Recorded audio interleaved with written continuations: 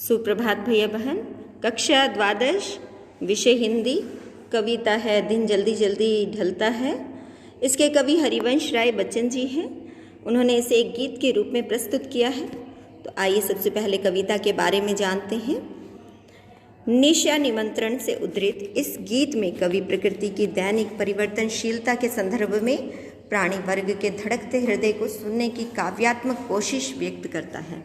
किसी प्रिय आलंबन या विषय से भावी साक्षात्कार का आश्वासन ही हमारे प्रयास के पगों की गति में चंचल तेजी भर सकता है, अन्यथा हम शिथिलता और फिर जड़ता को प्राप्त होने के अभिषिप्त हो जाते हैं। कहने का अभिप्राय यह है कि यदि हम अपने किसी प्रिय से मिलने के लिए आगे बढ़ते हैं, भावी साक्षात्कार का अर्थ होता है कि उसे देखने के लिए कदम बढ़ाते हैं, तो कहीं न कहीं हमारे कदमों में न चाहते हुए अपने आप एक चंचलता आ जाती है, तेजी आ जाती है और हम उससे मिलने के लिए व्यग्र होकर आगे बढ़ते हैं।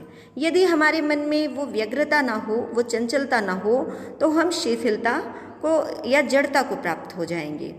ये गीत इस बड़े सत्य के साथ समय के गुजरते जाने के एहसास में लक्ष्य प्राप्ति के लिए कुछ कर गुजरने का जज्बा भी लिए हुए है। तो इस गीत के माध्यम से कवि कहते हैं कि मनुष्य को अपने लक्ष्य की प्राप्ति के लिए निरंतर प्रयत्नशील रहना चाहिए, व्यग्र रहना चाहिए, उनके कदमों की गति तीव्र होनी चाहिए, तभी वह अपने लक्ष्य तक पहुंच सकता है। आइए कविता की व्याख्या जानते हैं।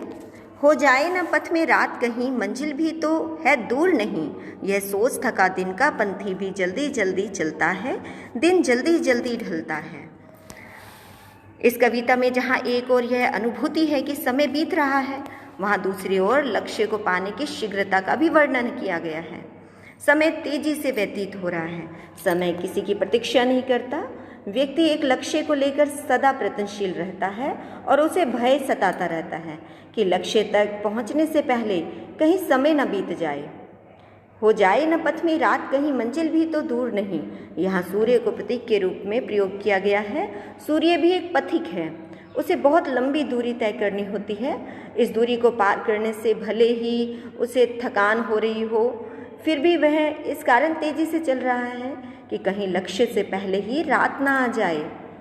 मनुष्य की आयु भी तो बहुत सीमित है और करणीय कर्तव्य बहुत अधिक है, बहुत से काम करने हैं उसे इस जीवन में, अतः उसे भी जीवन भर दौड़ना पड़ता है कि कहीं लक्ष्य से पूर्व ही मृत्यु रूपी रात ना आ जाए।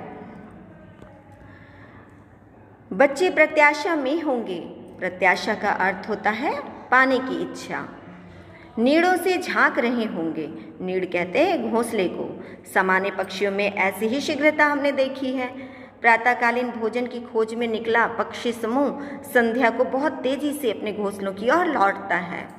उनको इस बात का एहसास है कि घोंसले में बैठे बैठे उनके शावक भोजन की आशा में चोंच बाहर निकालकर माता पिता की प्रतीक्षा कर रहे होंगे, और इसका ध्यान आते ही जैसे उन्हें ये याद आता है कि उनके बच्चे घोंसलों में उनकी प्रतीक्षा कर रहे हैं और घोंसलों से अपने सिर को बाहर निकालकर देख रहे हैं, ये ध्यान परों में चिड़ियों के भरता कितनी चंचलता है।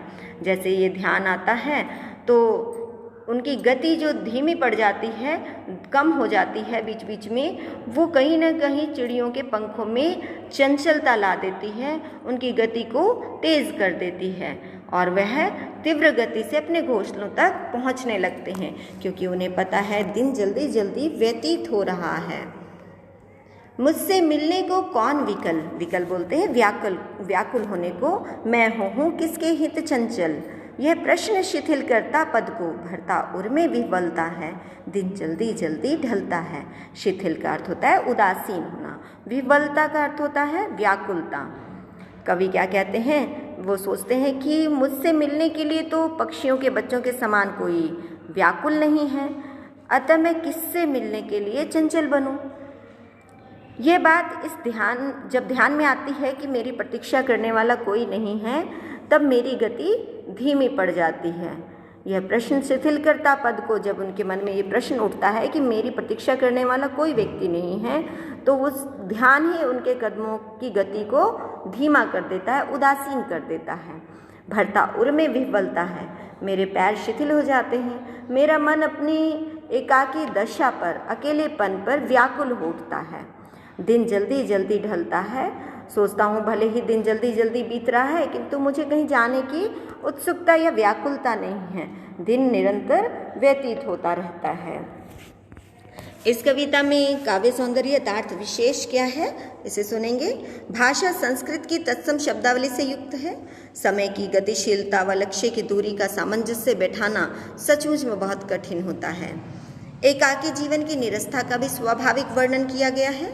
महाप्राण निराला की निम्न पंक्तियों से कविता का अंतिम चरण तुलनीय है, अर्थात उसकी तुलना कर सकते हैं हम। मैं अकेला पके आधे बाल मेरे, हुए निष्प्रभ गाल मेरे, चाल मेरी मंद होती आ रही है मेरे दिवस की सांध्य बेला, मैं अकेला। तो निराला जी की ये पंक्ति बच्चन जी की पंक्तियों से मिलती जुलती है। जल्दी जल्दी में पुनरुक्ति प्रकाश अलंकार है, दिन का पंथी में रूपक अलंकार है। समय की गतिशीलता को देखकर कबीर जी ने भी कई दोहे लिखे हैं। इस प्रकार आपकी इस कविता का विशेष समाप्त होता है। आप इसके और आत्मपरिचय दोनों कविताओं के प्रश्न उत्तर पाठ्य पुस्तक के प्रश्न जो अभ्यास में दिए हैं उसे लिख लेंगे और याद करेंगे। आशा है कि आपको कविता समझ में आ गई होगी। धन्यवाद।